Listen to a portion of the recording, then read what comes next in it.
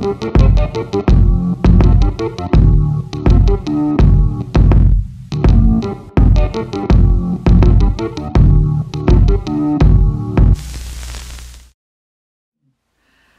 pas à mon compteur, c'est le slogan des anti-Linky. Linky, c'est le nouveau compteur installé par Enedis. Nouveau compteur qui fait beaucoup parler de lui, beaucoup de polémiques. On parle de ondes néfastes sur la santé, des risques d'incendie, également de la récupération des données personnelles. Alors comment s'y retrouver? Dans le reportage qui suit, on va découvrir l'avis d'usagers avec Eric, Christian et Virginie. Et on va également découvrir l'interview d'un technicien, donc, qui est venu ce matin, qui a tenté d'installer un compteur.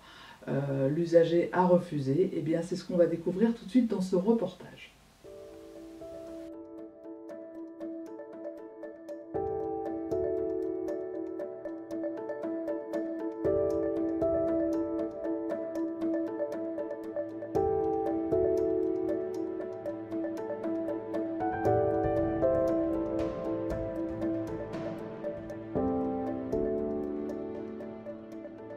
Après, concernant l'image et tout.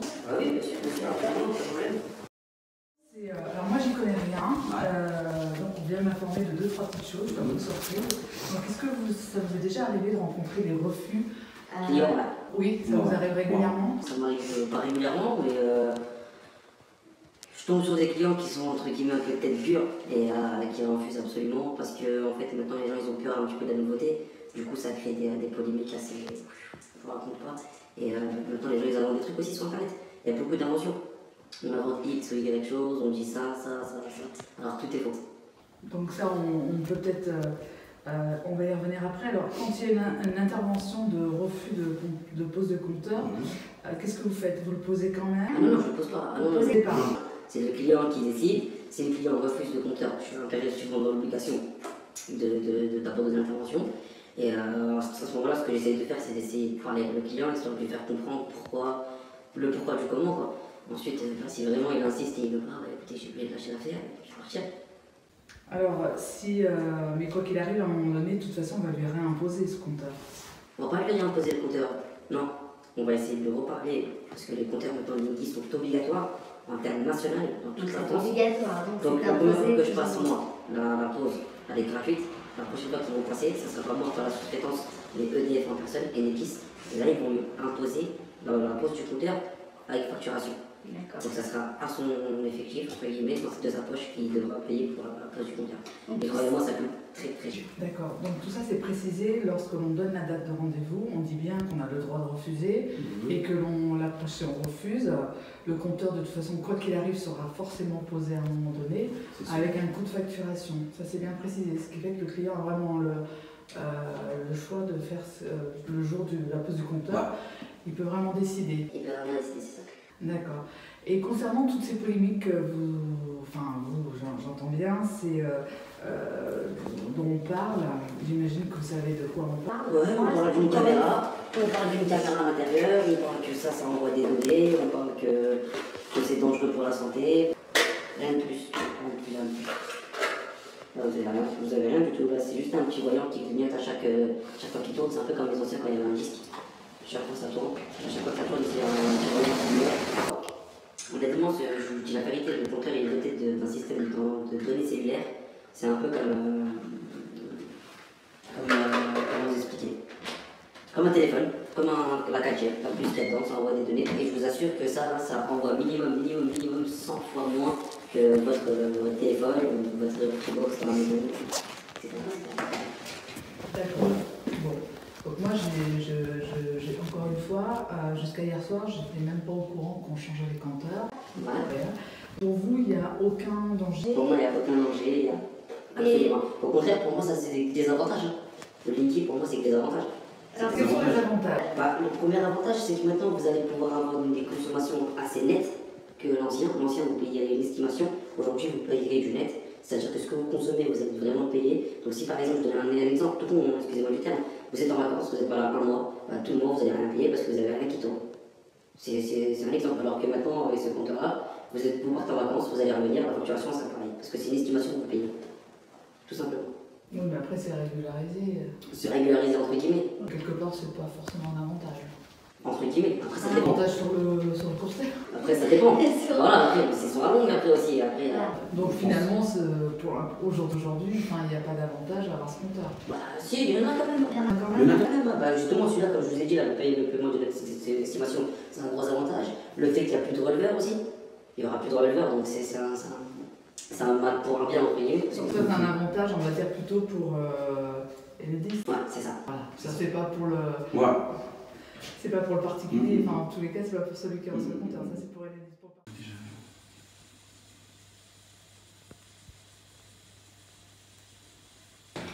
C'est super intéressant pour moi parce que moi, comme j'y connaissais rien, Bah c'est moi j'ai tout de suite en 2 secondes j'ai la version de monsieur. Et puis le monsieur, pas besoin de signature. Pas besoin de signature. Ok, super.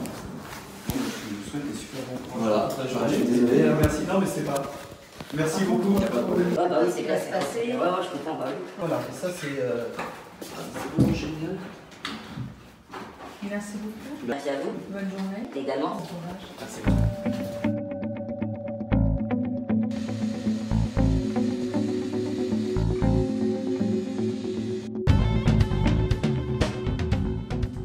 Donc nous sommes avec Virginie, commerçante à Rambouillet. Bonjour Virginie. Bonjour. Alors, est-ce que vous avez été sollicité pour qu'un compteur Linky soit installé dans votre commerce? Oui, à plusieurs reprises.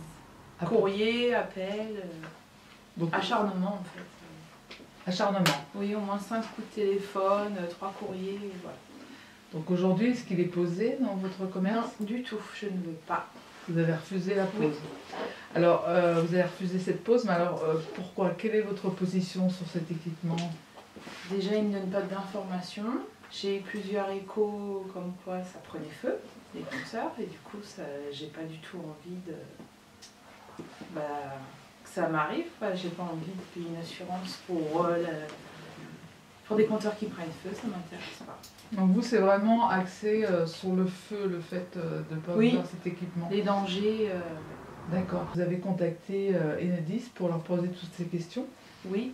Enfin, quand ils m'ont appelé, je leur ai évoqué ce problème et on m'a dit non, c'est pas vrai, on n'a pas de soucis. Voilà, c'est tout. Donc eux, ils vous garantissent à 100% la fiabilité de Oui. cet appareil. Et est-ce que vous avez entendu parler des ondes ou pas Non, j'ai pas eu le temps de m'intéresser plus. Non, vous, c'est vraiment axé sur... Sur les risques du feu, enfin, qui prenaient feu, j'ai pas du tout envie de... Donc, est-ce que vous êtes au courant que lorsque vous refusez la pose du compteur, à un moment donné, on peut, quelque part, on va finir par vous l'imposer, et que le coût sera payant si vous refusez l'installation? Oui, je l'ai su, oui. Donc, vous connaissez tout ça, vous l'avez su dès le départ, c'est-à-dire que Non. quand vous avez refusé, ce qu'on vous avait bien expliqué, est-ce qu'on vous avait expliqué que vous pouviez refuser et dans quelles conditions? Non, on m'a rien expliqué du tout. Donc ça, c'est vous qui vous êtes renseigné, Oui. vous avez appris que vous pouviez donc refuser, et ensuite donc, vous avez bien connaissance maintenant, mais non pas par Enedis, c'est ça? Oui. Parce que vous vous êtes renseigné par d'autres moyens, j'imagine, peut-être par le collectif, le nouveau collectif qui vient de se créer, enfin je ne sais pas comment vous avez été informé de... Un peu tous les réseaux sociaux, le Parisien, enfin un peu tout. D'accord. Est-ce que vous pensez que en dehors d'Enedis, est-ce qu'au jour d'aujourd'hui, quand on va justement sur les réseaux sociaux ou dans la presse ou autre, est-ce que vous arrivez à retrouver toutes les informations qui vous sont nécessaires pour ce compteur? Non, puis je me suis pas plus penchée sur le sujet. D'accord. Là, c'est juste ça qui m'a bloquée. Donc pour le moment, c'est vraiment lié au risque, Oui.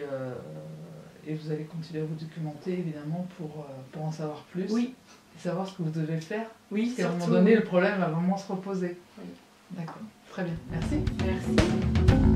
Alors, Christian, bonjour. Bonjour, Alors, vous êtes habitant de Gazeran, c'est exact. voilà.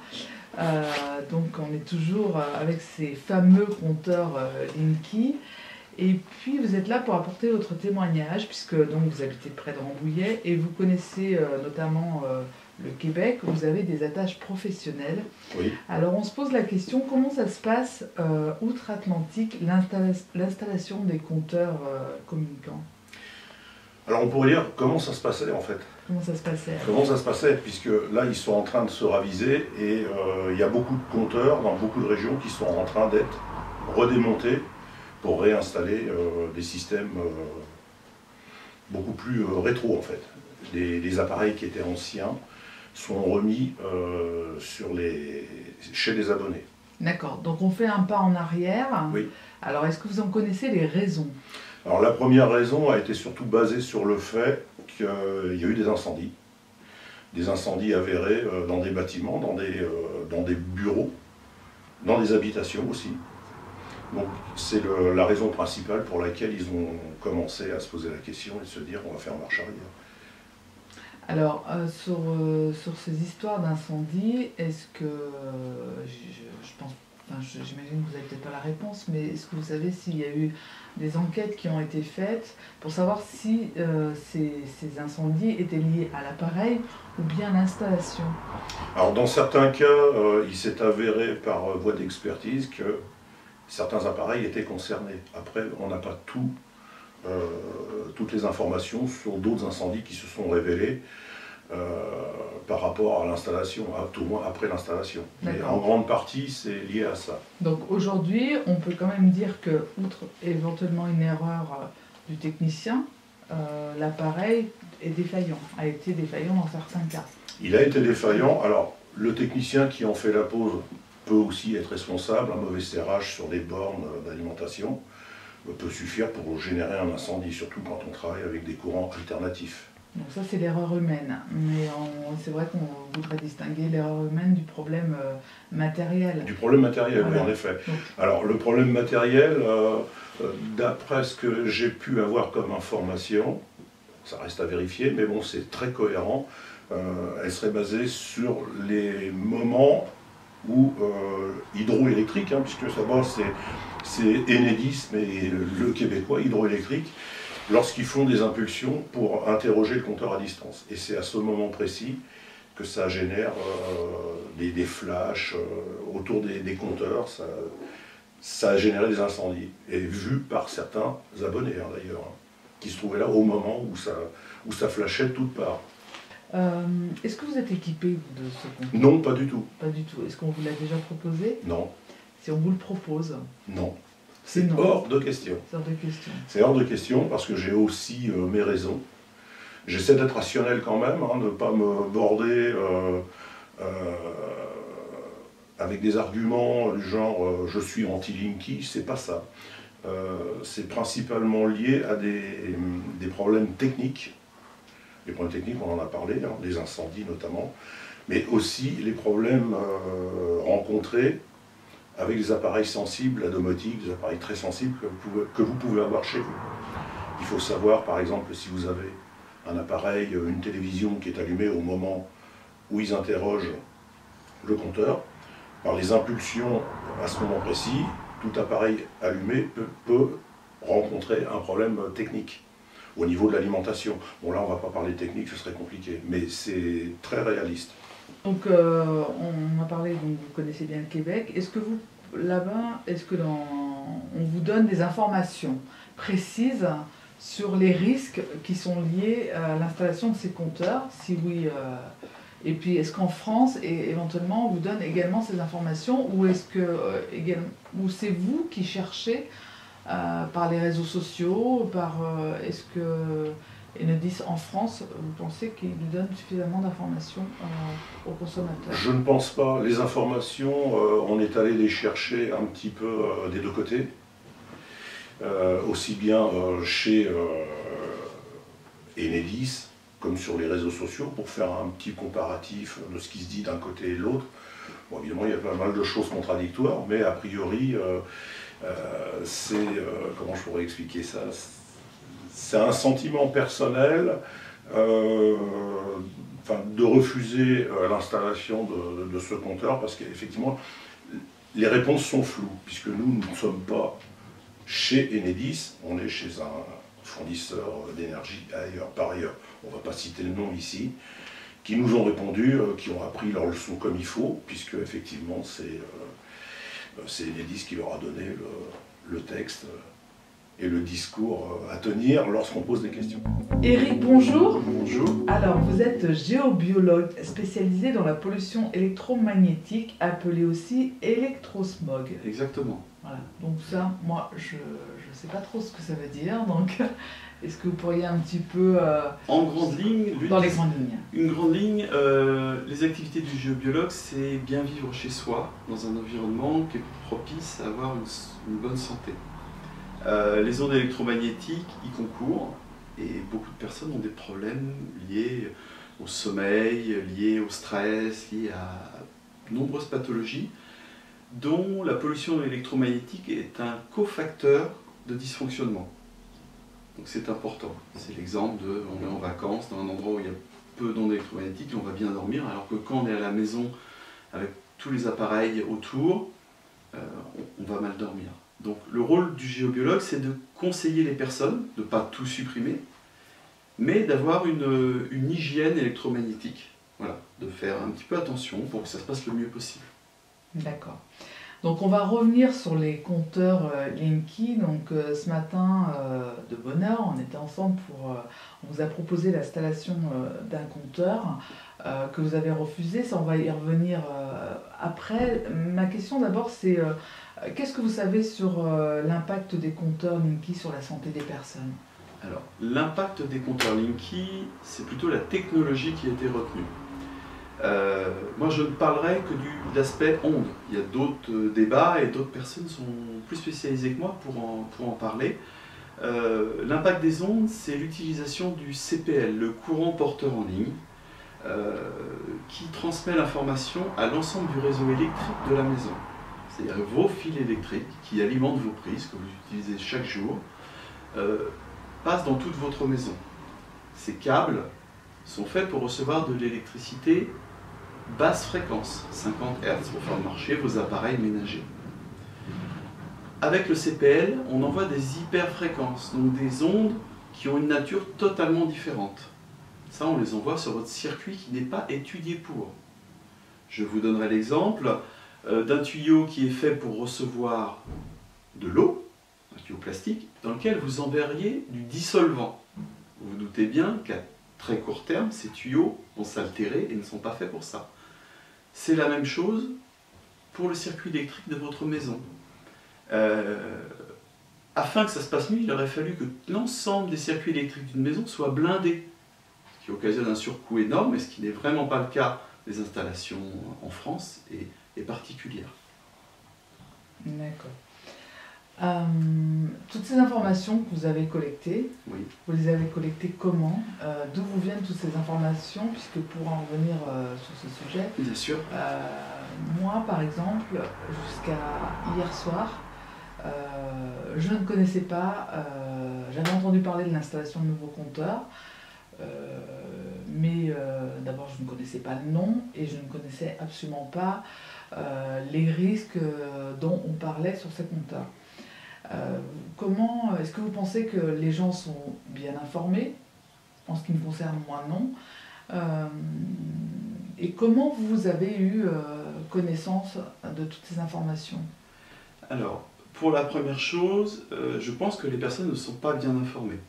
Et c'est l'une des raisons pour laquelle je souhaitais témoigner sur ce sujet. L'impact, et je ne vais pas parler que du Linky, parce que le Linky, c'est une chose. L'impact des hyperfréquences sur la santé, c'est quelque chose que je rencontre au quotidien dans mon activité de géobiologue. Des personnes qui ont des soucis. Donc on a tout un tas d'appareils de mesure qui permettent de mesurer ces pollutions. Aujourd'hui, Enedis nous dit qu'il n'y a pas de pollution, il mesure et que ça ne pollue pas plus qu'un chargeur de portable. C'est évident, l'appareil utilisé n'est pas le bon pour faire cette mesure. C'est un peu comme si vous mesurez la température avec un baromètre. En effet, ça ne va pas indiquer grand-chose. Il faut utiliser les bons appareils. L'impact des ondes sur la santé, je l'ai reçu au quotidien lorsque je rencontre des personnes. Et je suis également formateur à l'école française de géobiologie qui est à Bordeaux. Et donc ces données-là, bien sûr, on les enseigne aux personnes qui se forment à la géobiologie. C'est-à-dire qu'il y a des recherches qui ont été faites dans des pays du Nord où il a été prouvé l'effet sur les cellules du corps sur l'ADN des hyperfréquences.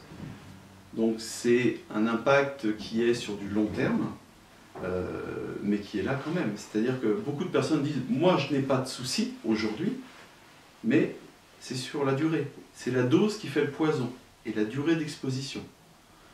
Aujourd'hui, la personne n'a pas de soucis, qu'elle ne s'inquiète pas. C'était le cas des personnes électrosensibles il y a encore peu de temps.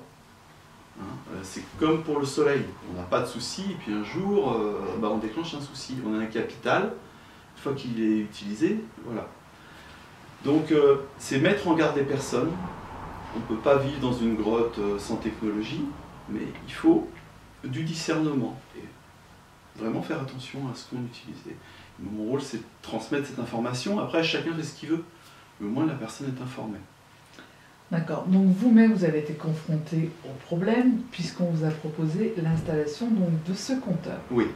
Le technicien donc est arrivé ce matin chez vous. Oui. Donc on précise tout de suite qu'on a eu affaire à un technicien absolument professionnel, d'une gentillesse rare. Et surtout il a répondu à toutes les questions oui. sans aucune hésitation. Donc ça déjà, c'était déjà quelque chose de plutôt agréable. Exactement. Parce que ça s'est passé dans de très très bonnes conditions. Et vous avez refusé donc l'installation de ce compteur, auquel le technicien n'a absolument fait aucune discussion. Oui. Il a été absolument, encore une fois on se répète, professionnel. On insiste parce qu'il était vraiment, on a vraiment été surpris de sa réaction. Donc il faut aussi le préciser. C'est vrai. En tous les cas, on est tombé sur la bonne personne. Et donc, il a répondu à toutes les questions. Et c'est vrai que moi, donc, je ne connaissais pas, encore une fois, ce Linky. Et ce technicien avait vraiment réponse à toutes ces questions. À toutes les questions. Donc, on n'a pas les mêmes données, évidemment, forcément.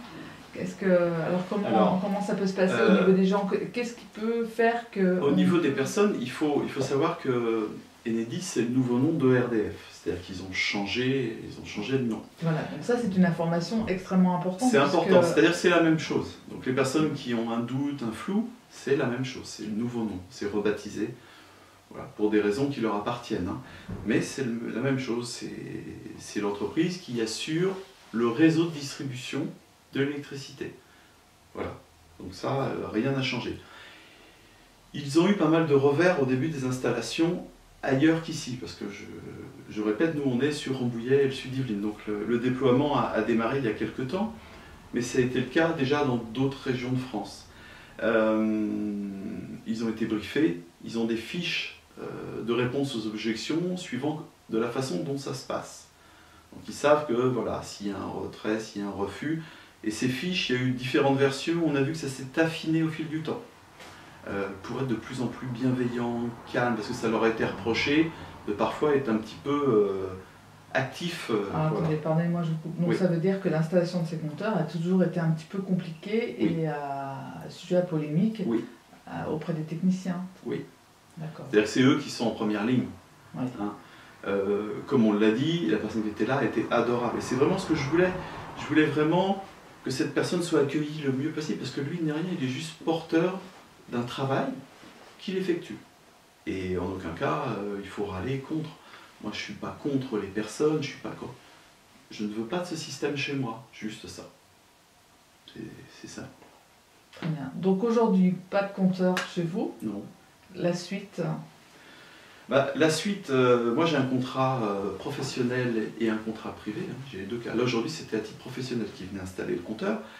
Mon engagement avec Enedis et puis mon fournisseur d'électricité, c'est qu'ils me fournissent du courant 50 Hz pour que mes appareils fonctionnent. C'est juste ce que je leur demande.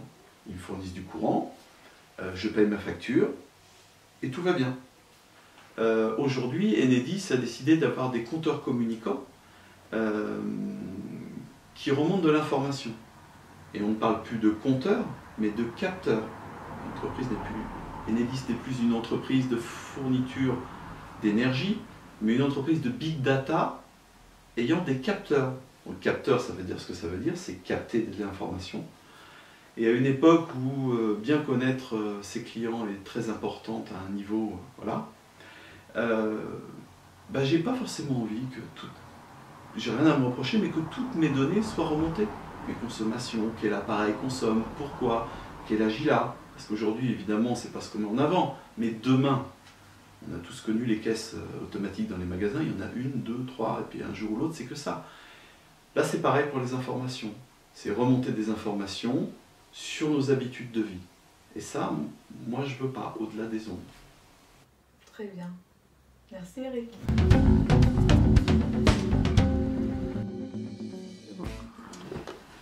Pour terminer ce reportage sur les compteurs Linky, eh bien, je vous propose de retrouver de nouveau Eric. Alors Eric, on le rappelle, vous êtes géobiologue spécialisé dans la pollution électromagnétique, appelée aussi électrosmog. Exactement. Alors, des appareils de mesure, ce ne sont pas des appareils de torture. Non, de mesure. De mesure. Pour éviter la torture des ondes. Pour éviter la torture des ondes. Alors, comment ça se passe? Et puis, est-ce qu'on peut avoir un exemple de mesure pour qu'on puisse donc découvrir comment se passe un petit peu tout ça? Voilà. Alors, on parlait tout à l'heure d'utiliser le bon appareil pour mesurer. Et là, on parle de Linky. Donc utiliser le bon appareil, c'est important pour faire des mesures valables. On ne peut pas utiliser un appareil qui n'est pas fait pour. Là, vous avez un ensemble d'appareils qui sont l'outillage du géobiologue. On ne va pas utiliser ceux-là, qui sont un appareil pour mesurer des basses fréquences. Donc là, quand vous voyez des documentaires sur Linky, la plupart du temps, c'est mesuré avec ça. Donc là, on voit le rayonnement de l'appareil lui-même. Donc ce n'est pas ce qu'on recherche, nous. Donc cet appareil-là est très utile, mais pas pour ce qu'on fait. Là, vous avez un autre appareil qui sert à mesurer autre chose. Et là, des appareils pour les hyperfréquences. Donc ça, c'est un appareil qui permet par le son de calculer les fréquences, si c'est du Wi-Fi, si c'est du DECT, si c'est du CPL. Voilà. Donc ça, c'est un appareil qui sert à mesurer. Il y a une dizaine de jours, j'ai reçu un appareil qui vient des États-Unis qui permet de mesurer la dirty electricity. Donc la pollution électrique qui est sur le courant porteur du CPL. Donc ça, c'est assez intéressant parce que c'est vraiment l'appareil qui permet de bien voir la pollution qu'il y a sur les réseaux électriques actuellement. Concernant le Linky, c'est de ça dont on veut parler aujourd'hui. Je vais vous faire une petite démonstration qui va vous permettre de voir comment on peut mesurer. Ici, le Linky n'est pas utilisé, mais il y a une pollution qu'on a créée via du CPL, ce qui permet de voir ce que ça peut donner. Donc, on allume, on met cet appareil sous tension, et là, voilà, on voit en millivolts la pollution existante. Donc là, il n'y a pas de Linky, mais il y a une pollution qui est, voilà. Et là, on voit en haut, en jaune, il est noté pourcentage de réduction de la pollution. Donc là, on est à 0% de réduction. Et là, pour la démonstration, j'ai des petits filtres qui viennent du Royaume-Uni, qui sont arrivés à peu près en même temps que l'appareil, qui ne sont pas hyper performants, mais qui ont l'intérêt d'avoir un ordre de grandeur pour voir aux personnes, pour montrer aux personnes ce qu'on peut faire. Donc là, on va le brancher directement. Voilà. À partir de là, on voit déjà en haut qu'on atteint, voilà, ça varie, 20% de réduction. Et si on en met un deuxième, là on augmente. Et là, voilà, 30, ça monte un peu.